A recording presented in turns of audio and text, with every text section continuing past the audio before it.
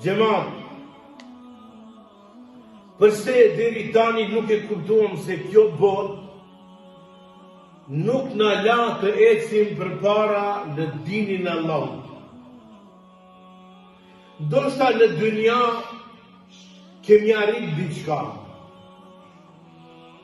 por kjo dynja është bërë shkak që ti nëpërmjet kësaj dynjas të largosh asaj që është ahiret. Aq ta imponoj kjo dynja sa që u detyrova me do e mos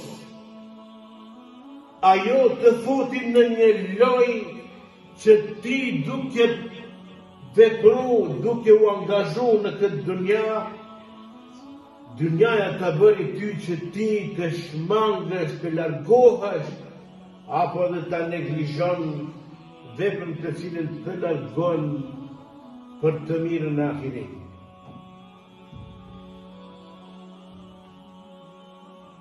Xhamat, nëse ti nuk din me mendu si është për të mirën tënde, si është të vdesish si besimtar, si musliman, si është ti të shpëton prej dynjas dhe kurtheve të saja dhe lezëtllëqeve të saja, hoxha një herë në javë nuk ka mundësi me ta mush mendjen ty, ti të arrin qëllimin tënd në ahiret.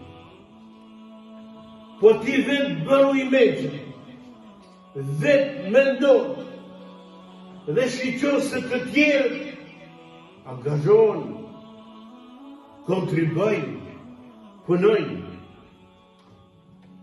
Muslimanët, nëse këtu janë të dobët, ka dikun që janë të fortë. Nëse këtu e ka lënë fejen, ka dikun që e pranojnë fejen. Nëse këtu e ka lënë vetën dhe familjet e tyra, ti ka ata që angazhojnë vetën dhe familjet e tyre.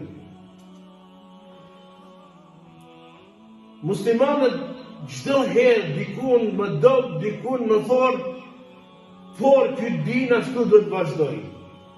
Prandaj shiko muslimanët, dikush vdes shahid, dëshmor, dikush mëson për fenë në drejtë të Allahut, dikush kënaqet duke adhuru Allahun, dikush mund sakrificë, lodhje, bën vetëm e vetëm të arrijë qëllimin që me Allahun t'i ketë punën mirë.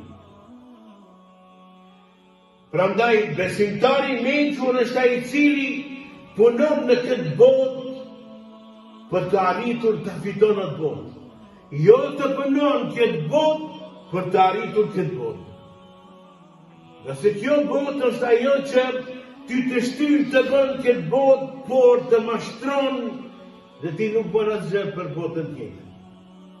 Muslimani i mençur është ai i cili jep mundje, lodhe, kontribon, sakrifikon, por ja arrin qëllimin. Muslimani nuk pret shpërblim prej dynjas. E din që dynjaja nuk ka mundësi me shpërblim, vetëm ndryshe ka mundësi me shpërblim. Dynjaja bëhet shkaktar ti të fiton ahiretin, pasi që jeti në dynja. Dynjan shfrytëzohet në veprat mira, e kjo dynja bëhet sebeb dhe shkaktar ti me fitu xhenetin. Por jo dynjaja të bëhet shkaktar që ti të fiton dynjan, e të humbish ahiretin. Prandaj, me mendu pak më mirë, çka bën ti? Ti në këtë botë punon, angazhosh, lodhesh, sakrifikon, vepron, e mbledh këtë dynja, por i mençuri e pret të akorn punën e tij në ahiret. Ai i cili e punon dynjan, e mbledh, pastaj i pret që të akorn në ahiret. Sa prej atyre që punuan në dynjan, por nuk kanë korë sukses. Ka se ata punuan në dynja dhe në dynjaja i mashtroi, e humbën edhe ato që e punuan në dynja, por nuk arritën asgjë për ahiret. Shiqor sot ti dynja, shiqoni njerëzit sot sa mund e gara bëjnë për të arritur dynjan. Por e arrin atë që e mashtroi vetëm sa. E humbi, dështoi dhe nuk fitoi.